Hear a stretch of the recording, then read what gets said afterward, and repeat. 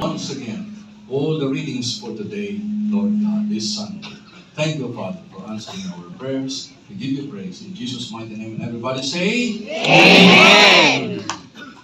These beasts we should learn from the farmers and the prophets of old. The Lord will never renege on his promises. We are assured in this brief message.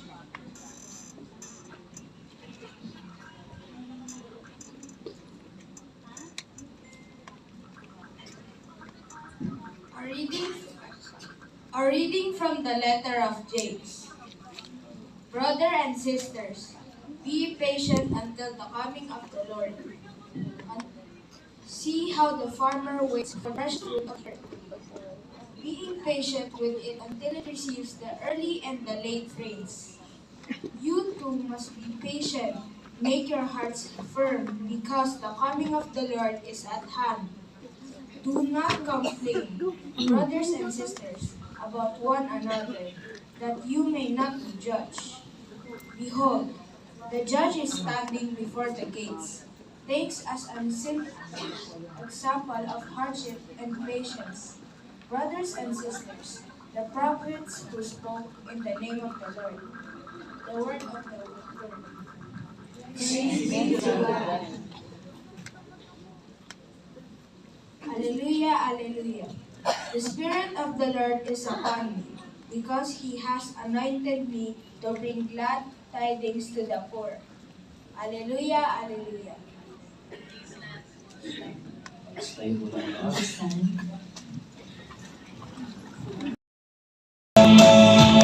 what the Lord is saying.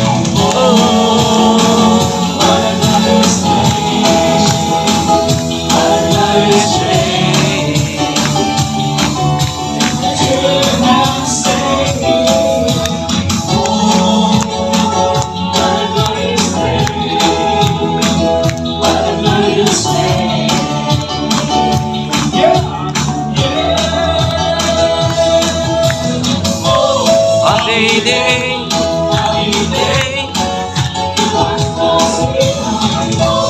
happy day, happy day. I never get to see go. Happy day, happy day. You lost my seat away home. Happy day, happy day. I never get to say, oh no.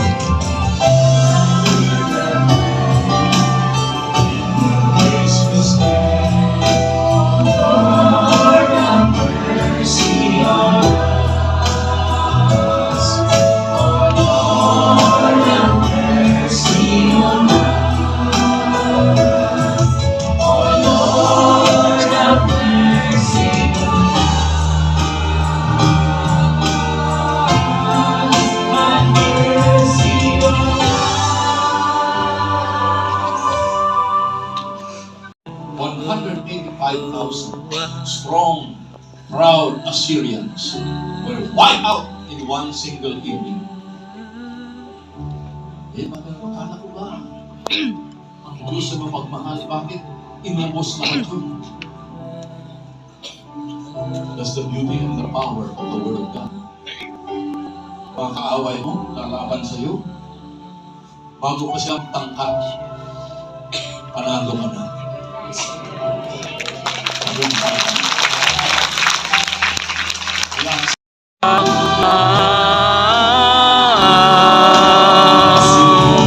Kaya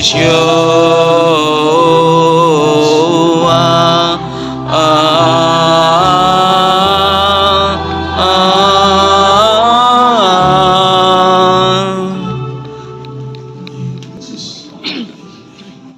Oh, makapangyarihan ka. At habang kami nananalangin, mga himala, tanda't kababalaghan ang nangyayari. Hindi lang tayo tagapakinig. We are not only listening to the Word of God. We are not only listeners, but doers of the Word of God. Put it into practice. Experience the power and the glory of your deep-seated prayers in your life. Oh, hallelujah, Lord. At lahat ng mga nanonood din, Panginoon, sa buong bansang Pilipinas at buong mundo, Panginoon, let them see your glory right now, oh God. Habang kami nananalangin, sila rin ay nakikinabang sa lahat ng kanilang mga kahilingan. Meron palang pag-asa. Yes, absolutely. May kagalakan, may katuparan. At gusto ni Lord, yung hindi mo magawa-gawa noon, gagawin mo na ngayon. Yung mga taong hindi mo mapatawad noon, ile-let go mo na. Upang ikaw ay lumakas at makasunod sa 1 John 3:15. He who hates his brother or sister is a murderer. And remember that no murderer shall enter the kingdom of God. Lalaya ka ngayon sa lahat ng galit, sa lahat ng puot, sa lahat ng hinanakit. Tao na ang nabibilang, kapatid. Oo, tao na. Ngayon, nakakangiti ka na. Noon, lagi kang nakasimangot, laging galit, laging takot. Pero yung mga kaaway mo, lumalangoy na sa resort, nag-i-enjoy. So, you've got to let go. And let the power, everybody shout, power! Power! Say it again. Power! So let the power of God operate in you. Oh, mga karamdaman, alam kong lumayas na kanina pa. Cancer man yan na hindi kaya ng doktor. Pinalayas na sa pangalan ng Jesus. Mga tahanan hindi nag-iimikan, binigyan ng kapayapaan. Because the word says, 2 or 3 are gathered in my name, there am I in the midst of them. So literally, kapatid, mula ngayon, alam ko, ang pamilya mo ay magiging prayer center na. Walang imposible kay Lord, mga kapatid. 2 or 3 gathered in my name, there am I in the midst of them. Wow, kailan pa tayo kikilos? Kung hindi, ngayon. Ang pananampalataya ay ngayon na. Huwag mo nang antayin bukas. Huwag mo nang antayin next year. Ngayon na ang pananampalataya. Oh, thank you, Father God, for your power. Thank you for your glory. Nililinis mo na ang bansang Pilipinas. Kaya yung mga nasa flood control, takot na. Gusto po, may nag-suicide na nga. Huwag naman sana gagawa ng gano'n. But you know, when you are guilty, like what happened to Judas, siya naging traitor.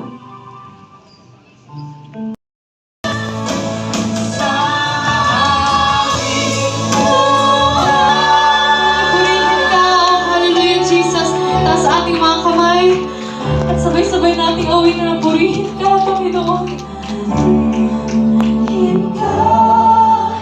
Panginoon.